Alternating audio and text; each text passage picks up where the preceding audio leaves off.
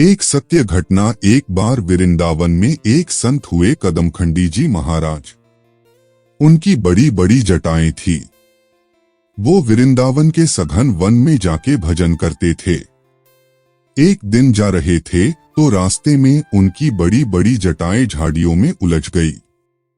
उन्होंने खूब प्रयत्न किया किंतु सफल नहीं हो पाए और थक के वहीं बैठ गए और बैठे बैठे गुनगुनाने लगे, हे मुरलीधर छलिया मोहन, हम भी तुमको दिल दे बैठे। गम पहले से ही कम तो ना थे, एक और मुसीबत ले बैठे।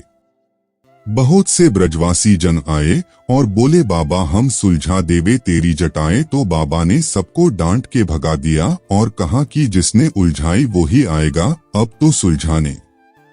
बहुत समय हो गया बाबा को बैठे बैठे, तुम आते नहीं मनमोहन क्यों?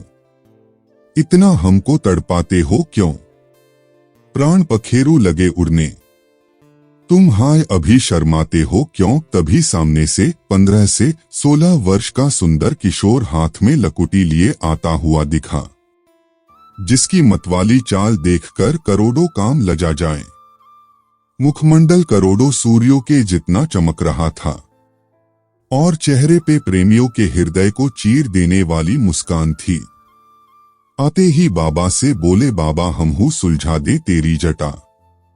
बाबा बोले, आप कौन हैं श्रीमान जी? तो ठाकुर जी बोले, हम हैं आपके कुंज बिहारी। तो बाबा बोले, हम तो किसी कुंज बिहारी को नहीं जानते। तो भगवान फिर आए थोड़ी देर में और बोले, बाबा अब सुलझा दें। तो बाबा बोले, अब कौन है श्रीमान जी? तो ठाकुर बोले, हम हैं निकुंज बिहारी। तो बाबा बोले, हम तो किसी निकुंज बिहारी को नहीं जानते। तो ठाकुर जी बोले, तो बाबा किसको जानते हो बताओ?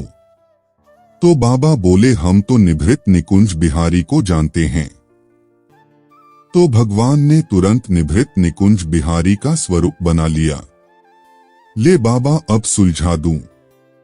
तब बाबा बोले, चौरे लाला हमहू पागल बनावे लग्यो। निभृत निकुंज बिहारी तो बिना श्री राधा जू के एक पल भी ना रह पावे और एक तू है अकेलो सोटासो खड़ियो है। तभी पीछे से मधुर रसीली आवाज आई, बाबा हम यही हैं।